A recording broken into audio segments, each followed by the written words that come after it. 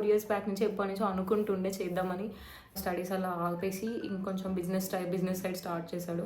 ఇస్తున్నప్పుడు they expected my mom to study పుట్టి చనిపోయారనమాట. సో చాలా స్ట్రగుల్ ఫేస్ చేసింది లైఫ్‌లో. Hi guys, how are you all? Hope you guys are doing well. నేను కూడా చాలా బాగున్నాను. నేనైతే రీసెంట్గా ఒక యూట్యూబ్ జర్నీ స్టార్ట్ చేయాలి అని అనిపించింది. యూట్యూబ్ చేయడానికి మెయిన్ రీజన్ నాకు కంటెంట్ క్రియేట్ చేయడం అంటే చాలా ఇష్టం. 3-4 ఇయర్స్ బ్యాక్ నుంచి ఎప్పటినుంచో అనుకుంటుండే చేద్దామని. అండ్ ఇప్పుడు కొంచెం మోటివేషన్ వచ్చింది అండ్ అన్ని థింగ్స్ అనుకున్నట్టు జరుగుతున్నాయి. సో యా, అండ్ దానికి కూడా చాలా రీజన్స్ ఉండే చెప్పుకోవడానికి. అండ్ ఇప్పుడు వచ్చేసి మీకు ఆల్రెడీ అర్థమైపోయి ఉంటుంది వీడియో ఏంటనేది, తమ్నైల్లో చూసే ఉంటారు. సో యా, బేసిక్గా ఈ వీడియో వచ్చేసి నేనేంటి, నా ఫ్యామిలీ ఎవరు, నా పేరెంట్స్ ఏం చేస్తారు, అండ్ నా స్టడీస్ ఏంటి, అండ్ నేను ఇప్పుడు ఏ జాబ్ చేస్తున్నాను, అండ్ ఎన్ని జాబ్స్ మారాను, డీటెయిల్స్ అన్నిటి గురించి మీకు ఈ వీడియోలో షేర్ చేద్దాం అనుకుంటుండే. Yeah, that's it, let's go. ముందు నా డీటెయిల్స్ షేర్ చేసే ముందు నా పేరెంట్స్ గురించి చెప్తాం అనుకుంటున్నా. మై పేరెంట్స్ అంటే మేము చాలా మిడిల్ క్లాస్ ఫ్యామిలీ. మాకు డాడీ మమ్మల్ని చాలా కష్టపడి చదివించారు. బేసిక్గా మా డాడీ వాళ్ళ సైడ్ ఫ్యామిలీ వచ్చేసి అంత వెల్ ఎడ్యుకేటెడ్ కాదు. బట్ మా డాడీ ఎంఏ చేశాడు ఎకానమిక్స్లో వరంగల్ యూనివర్సిటీలో, మంచిగా చదువుకున్నాడు. కానీ మా డాడీకి జాబ్ రాలేదు. తర్వాత ఇంకా స్టడీస్ అలా ఆపేసి ఇంకొంచెం బిజినెస్ సైడ్ స్టార్ట్ చేశాడు. అప్పట్లో లైక్ అంటే విలేజ్ బ్యాక్గ్రౌండ్ మాది. బేసిక్గా విలేజ్ బ్యాక్గ్రౌండ్ అంటేనే తెలుస్తుంది కదా, లైక్ మహా అంటే ఫార్మింగ్ చేసుకుంటారు. ఫార్మింగ్ అంతే, మా డాడీ ఫార్మింగ్ చేసేవాడు. బిజినెస్ అంటే టెంట్ హౌసెస్ పెట్టాడు. తర్వాత ఫర్టిలైజర్స్ షాప్ పెట్టాడు. ఇంకా అలా ఇలా వడ్డీలకు ఇచ్చేవాళ్ళు. వడ్డీ అంటే లోన్స్ ఇస్తారు కదా, అలా లోన్స్ ఇస్తూ మమ్మల్ని చదివించేవాడు అనమాట. మమ్మీ సైడ్ వచ్చేసి mummy side people are very well educated. మా మామయ్య వాళ్ళు బాగా చదువుకున్నారు. మా మమ్మీ కూడా బాగా చదువుకుంది. మమ్మీ కూడా చాలా ఇంటెలిజెంట్ ఉంటుండే. She's a very clever student. So అలా మా మమ్మీని కూడా మా డాడీకి ఇస్తున్నప్పుడు they expected my mom to study more and get a good job. Government అప్పట్లో మా మమ్మీకి ఉన్న టాలెంట్కి అయితే పక్కా గవర్నమెంట్ జాబ్ వస్తుండే.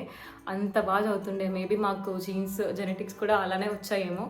అండ్ మా డాడీ కూడా ఫుల్ కష్టపడుతుండే. సో అలా మా మమ్మీ ఇంకా వన్స్ మ్యారేజ్ అయ్యాక కొన్ని ఇష్యూస్ వల్ల డిస్కంటిన్యూ చేయాల్సి వచ్చింది. అండ్ మేము ఇద్దరం నేను మా చెల్లి కంటే ముందు ఇద్దరు ఉండేవాళ్ళు. లైక్ ఇద్దరు గర్ల్స్ పుట్టి చనిపోయారు అనమాట. సో మా మమ్మీ చాలా స్ట్రగుల్ ఫేస్ చేసింది లైఫ్లో. లైక్ ఎంత కష్టం అంటే ఐ డోంట్ నో అసలు ఇలా ఎంతమంది అప్పట్లో ఉమెన్ మేబీ సరిగ్గా హాస్పిటల్ ట్రీట్మెంట్ దొరకకనా, లేకపోతే I don't know what might be the reason, but చాలా కష్టమైంది మమ్మీకి. లైక్ ఇద్దరు పిల్లలు చనిపోవడం. అండ్ అప్పట్లో ఇంకా ఏమైపోతుంది అంటే సిచ్యువేషన్, ఇప్పుడు వాళ్ళకి పిల్లలు అనేది చాలా అంటే బేసిక్గా అప్పట్లో ఆడపిల్లల కంటే మగ పిల్లలు ఎక్కువ ఇంపార్టెన్స్ ఇస్తుండే. అంటే వాళ్ళు చదివి కష్టపడి వాళ్ళని పేరెంట్స్ వాళ్ళు చూసుకుంటారని వాళ్ళ ఎక్స్పెక్టేషన్స్ ఉంటుండే. అండ్ ఇద్దరు ఆడపిల్లలు ఇద్దరు చనిపోవడం వల్ల like even my dad side family lost their hope అనమాట. అప్పుడు చాలా ఇష్యూస్ అవుతుండే. But still my mom didn't give up. అసలు మా మమ్మీ చాలా కష్టపడింది.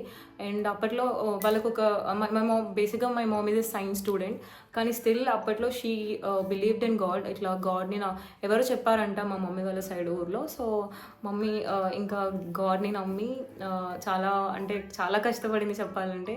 అలా కష్టపడి అక్కడ దేవుడి దగ్గర ఒక 40 days పూజలు చేస్తే పిల్లలు పుడతారు అని చెప్తే I don't no, maybe her trust, her instincts అలా నేను ఒక 3-4 years కూడా కాదు, ఒక 2-3 years అయి ఉండొచ్చు, అంత తెలియదు. బట్ 2-3 years తర్వాత నేను పుట్టాక కూడా లైక్ చాలా కష్టం అనమాట. అంటే వాళ్ళు అసలు బతుకుతుందా లేదా, అప్పటికి ఇద్దరు చనిపోయారు కాబట్టి దే ఆర్ వెరీ కేర్ఫుల్. అసలు ఇంకా చాలా కష్టంగా ఉంటుండే వాళ్ళకి. నేను చనిపోతాను 1 year, 2 years, 3 years, 4 years అట్లా మినిమం ఒక 10 years వరకు వాళ్ళకి చాలా భయం అవుతుండే. అండ్ తర్వాత 3 yearsకి మా చెల్లి పుట్టింది. అండ్ వి బోత్ అంటే సక్సెస్ఫుల్గా చెప్పాలంటే మా మమ్మీ I don't know how many prayers she did, but we both are happily healthy right now. So and వాళ్ళు అంటే నాకు అంత నమ్మకం లేదు గాడ్ మీద, బట్ మా మమ్మీ అయితే చాలా బాగా నమ్ముతుంది. And now we are very happy and very healthy and very independent. So yeah, ఇప్పుడు నా స్టడీస్ వచ్చేసరికి నేను లైక్ మా ఊరు నుంచి ఒక 10 kilometersలోనే ఒక స్కూల్ ఉంటుండే. సో ఫస్ట్ నన్ను అక్కడ చదివించారు. మా పెద్దమ్మ వాళ్ళతో ఉంటుండే నేను. నాకు మా పెద్దమ్మ వాళ్ళతో అంటే హోమ్ సిక్ అవుతుండే. లైక్ మమ్మీ వాళ్ళు ఊర్లో ఉంటుండే, లైక్ అదొక విలేజ్, ఊర్లో ఉంటుండే. అండ్ నేనేమో మా పెద్దమ్మ వాళ్ళతో చదువుకుంటుండే, మా అన్నయ్య మా అక్క వాళ్ళందరితో చదువుకుంటుండే. అప్పుడు చిన్న పిల్లని ఎల్కేజీ యూకేజీ అలా ఉంటుండే. అండ్ నాకు అక్కడ అస్సలు ఉండబుద్ధి కాకపోతుండే. మేబీ ఐఎమ్ వెరీ నేను చిన్న పిల్లని అయి ఉండడం వల్ల నాకు ఇంకా మమ్మీ వాళ్ళు గుర్తొస్తుండే. ఇంకా మా చెల్లి అప్పుడే పుట్టింది, ఆ ఫీలింగ్, ఆ హోమ్ సిక్ ఫీలింగ్ వస్తుండే. సో ఒకరోజు ఒక పెద్ద స్టంట్ చేసిన, అది నేను మళ్ళీ ఇంకో వీడియోలో చెప్తా. అసలు ఆ ఏజ్లో నేను ఆ స్టంట్ చేసిన అంటే మా మమ్మీ వాళ్ళు ఇంకా షాక్ అవుతారు. దానికోసం నేను సపరేట్ వీడియో చేద్దాం అనుకుంటున్నా. అండ్ అది కాకుండా ఇంకా ఒక 2-3 years తర్వాత ఇంకా వాళ్ళకి అంటే మా చెల్లి కూడా ఒక ఫస్ట్ క్లాస్కి వచ్చేసింది. ఒక 2-3-4 years తర్వాత ఇంకా వీళ్ళు అంటే మా కజిన్స్ ఒక బోర్డింగ్ స్కూల్లో చదువుతుండే వాళ్ళు. సో అక్కడ బోర్డింగ్ స్కూల్ బాగుంది అని చెప్పి మా డాడీకి ఇన్ఫర్మేషన్ తెలిస్తే నన్ను మా చెల్లిని బాగా చదివించాలి. ఎందుకంటే మా ఫ్యామిలీ అసలు మా డాడీ వాళ్ళ సైడ్ అసలు ఎవరు చదువుకోలేదు. ఈవెన్ మా కజిన్స్ కూడా ఎవరు చదువుకోలేదు. ఇప్పటికి కూడా వాళ్ళు ఫార్మింగ్ చేస్తున్నారు అండ్ వాళ్ళ కష్టాలు వాళ్ళు పడుతున్నారు, బట్ చాలా తక్కువ చదువుకున్నారు. బట్ మా డాడీ మాకు అలా ఇవ్వద్దు అనుకోలేం. ఫుల్ చదివించాలి, వీళ్ళని ఒక గ్రేటర్ పొజిషన్కి తీసుకురావాలని చెప్పి అనుకున్నారు. అండ్ అలా బోర్డింగ్ స్కూల్లో జాయిన్ చేశాడు మా డాడీ మమ్మల్ని. అండ్ నేను 4th క్లాస్లో ఉండే, మా చెల్లి 1st క్లాస్. అసలు మా చెల్లి అయితే ఇంతే ఉండే, ఇంత క్యూట్గా చిన్న పిల్ల. ఇద్దరిని హాస్టల్లో వేశారు. మాకు అసలు ఏం తెలియదు. అసలు ఒక మదర్ లవ్, ఒక ఫాదర్ లవ్ అనేది అప్పట్లో చాలా ఇంపార్టెంట్. బట్ సమ్హౌ మా డాడీ మాకు స్టడీస్ చాలా ఇంపార్టెంట్. ఇక్కడ మేము ఉంటే అంటే వాళ్ళకి విలేజ్లో ఉండాల్సి వస్తుండే. వాళ్ళకున్న సిచ్యువేషన్కి, వాళ్ళకున్న ఇష్యూస్కి, వాళ్ళకున్న బిజినెస్ ఏదో పెట్టి అక్కడే ఉండాల్సి వస్తుండే. వాళ్ళకి ఇంపార్టెంట్ అది. అండ్ మమ్మీ కూడా అక్కడే స్కూల్లో టీచింగ్ చేస్తుండే. అండ్ వాళ్ళు అలా కష్టపడుతూ మమ్మల్ని ఇంకా హాస్టల్లో వేయడమే కరెక్ట్ అని ఫిక్స్ అయిపోయారనమాట. ఇంకా మేము కూడా మాకేం తెలియదు, కానీ స్టిల్ ఇంకా ఎంత కష్టమవుతుండే అంటే హాస్టల్లో. ఇప్పుడు కూడా ఇమాజిన్ చేసుకుంటే అసలు ఎలా ఉన్నాం అక్కడ మేము. అసలు సరిగ్గా ఏమో ఎవ్రీ టైం అట్లా భయం అవుతుండే, ఒక మదర్ లవ్, ఒక ఫాదర్ లవ్ లేకపోతుండే. అండ్ ఎవ్రీ వీకెండ్ ఇట్లా మా పేరెంట్స్ వచ్చి ఇట్లా స్నాక్స్ కొని ఇచ్చి, ఆశ్రిత, నిఖిత అంటే నా పేరు ఆశ్రిత, మా చెల్లి పేరు నిఖిత, ఇట్లా మీ పేరెంట్స్ వచ్చారు అని చెప్పి వీకెండ్ పిలుస్తుంటే మేము చాలా అంటే ఇంకా అసలు ఇంకా ఫుల్ ఎక్సైట్మెంట్తో మాకు స్నాక్స్ వచ్చినాయి. మేము అసలు అది ఎక్సైట్మెంట్ వేరే హాస్టల్లో ఉన్నప్పుడు. ఎందుకంటే అక్కడ అంత ఫుడ్ దొరకదు. అంటే ఒక రెగ్యులర్ ఒక టైంలో పెడతారు. ఆ టైంలో చిన్నప్పుడు ఎలా ఉంటుంది మనకి స్నాక్స్ అంటే ఎప్పుడు పడితే అప్పుడు ఆకలిస్తుంటుంది, ఎప్పుడు పడితే అప్పుడు తినాలనిపిస్తుంది. కానీ అలా ఉండకపోతుండే హాస్టల్లో. చాలా కష్టం, ఇంకా అసలు ఆకలిస్తుండే. సో ఎవ్రీ వీకెండ్ కానీ అంటే 14 మంత్లీ 2 times కానీ వచ్చేవాళ్ళు. వచ్చి మాకు అట్లా స్నాక్స్ ఇచ్చి, వచ్చినప్పుడల్లా ఎక్సైట్మెంట్, వాళ్ళని చూడాలి, ఎంత మిస్ అవుతాం, ఎంత ఏడుపు వస్తుంది. సో అట్లా నా 4th క్లాస్ నుంచి అండ్ మా చెల్లి 1st క్లాస్ నుంచి ఈవెన్ 10th ఇంటర్ వరకు ఇంకా హాస్టలే అనమాట. మొత్తం బోర్డింగ్ స్కూల్స్లోనే చదివాము. అండ్ ఇద్దరం చాలా బాగా చదువుతుండే, లైక్ ఇద్దరం చాలా కష్టపడి చదువుకున్నాం. అంటే మా డాడీ అంత కష్టపడి చదివిస్తున్నప్పుడు మాకు కూడా ఉంటుండే మంచిగా చదువుకోవాలి, మేము కూడా మంచిగా అవ్వాలి పెద్దయ్యాక, మాకంటూ మేము ఇండిపెండెంట్గా మాకు అనిపించినవి చేయాలి అనుకుంటుండే. సో అట్లా మా జర్నీ స్టార్ట్ అయింది. లైక్ మమ్మీ వాళ్ళు కూడా చాలా కష్టపడ్డారు.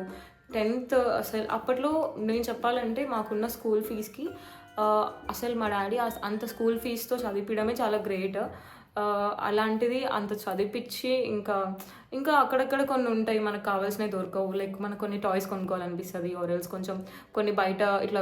ఇప్పుడు నేను హాస్టల్లో ఉన్నప్పుడు మా ఫ్రెండ్స్ డే స్కాలర్స్ ఉంటుండే, వాళ్ళు ఇలా సైకిల్ కొనుక్కొని సైకిల్తో ఇట్లా అవన్నీ మాకు చేయాలనిపిస్తుండే. బట్ మాకు అంత స్కోప్ లేకపోతుండే.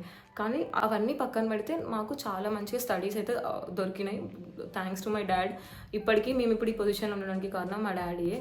బట్ అక్కడక్కడ కొంచెం అంటే లైక్ మా కజిన్స్ తెలియదు, మా రిలేటివ్స్ తెలియదు వాళ్ళకి. అంటే మై డాడీ ఈజ్ లైక్ మీరు చదువుకోవాలి, మీకు చదువు తర్వాత ఏదైనా అని చెప్పి ఒక చాలా స్ట్రిక్ట్ ఫాదర్ అనమాట. సో ఇంకా మాకు హాలిడేస్ వచ్చినా కానీ హాలిడేస్లో కూడా ఇంకా ఎక్కువ మోస్ట్లీ ఇట్లా కాన్సన్ట్రేటింగ్ ఆన్ స్టడీసే ఉంటుంది. అండ్ అప్పుడప్పుడు ఇంకా వాళ్ళు చాలా ప్రొటెక్టివ్ అనమాట. మేమిద్దరం చాలా అంటే ఇద్దరు చనిపోయాక పుట్టాం కాబట్టి they are very protective about us. Like ఎక్కడికి బయటకు పంపించకపోతుండే. హాస్టల్లో ఉన్నప్పుడు కూడా సారీ సమ్మర్ హాలిడేస్కి వెళ్ళినా, లేకపోతే సంక్రాంతి హాలిడేస్కి వెళ్ళినా, ఉగాదికి వెళ్ళినా, ఎప్పుడు వెళ్ళినా ఇంట్లోనే ఉంటుండే. ఎక్కువ కజిన్స్ అవన్నీ తక్కువ. అండ్ ఇంకా అలానే చాలా కష్టపడ్డాం. 10th మంచి స్కోరింగ్ వచ్చింది. My dad was happy, my mom was happy. అట్లా నా స్కూలింగ్ ఇంకా కంటిన్యూ అయింది. ఇంటర్లో కూడా my dad was super happy. నాకు మా డాడీ అసలు అప్పటి వరకు నాకు ఒక ఇట్లా గిఫ్ట్ అనేది లేకుండే, కానీ ఇంటర్ అయ్యాక మా డాడీ నాకు ఒక గోల్డ్ చైన్ ఇచ్చాడు. అప్పటి వరకు అసలు గోల్డ్ అనేవి తెలియదు, జస్ట్ ఇట్లా ఇయర్ రింగ్స్ ఏదో అప్పుడు అంటారు కదా, బేసిక్ ఇయర్ రింగ్స్ ఉండే అంతే. అప్పుడు అంటే it's not like we can not buy, but my dad's main focus was on study అనమాట. సో అట్లా ఇంటర్ అయ్యాక చాలా కష్టపడ్డా. ఐ గాట్ గుడ్ స్కోర్ చెప్పాలంటే. నేను ఎంసెట్ కూడా మంచి స్కోర్ వచ్చింది నాకు.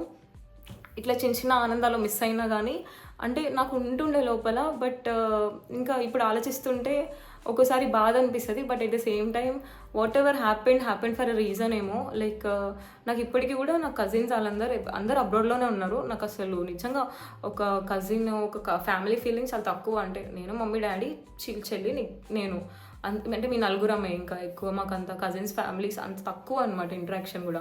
Because of boarding schools and all. తర్వాత ఇంకా ఎంసెట్ అయ్యాక బీటెక్లో కూడా I got a good college, top 3 college వచ్చింది.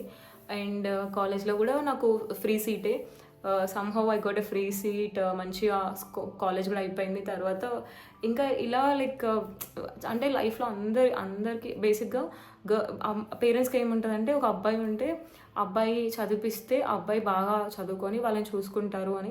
అమ్మాయిలు అయితే పెళ్లి చేసి వాళ్ళని పంపిస్తారు కాబట్టి సో వాళ్ళకి ఒకటి ఉంటుంది, ఒక ఫియర్. కానీ నేనైతే అలా ఉండొద్దు. Like I should be living as an example. Like I should take care of my parents with my own money. నేను ఎంత కష్టపడ్డా నాకు వచ్చిన పైసలకి నేను మా మమ్మల్ని చూసుకునే లెవెల్కి అయితే రావాలి.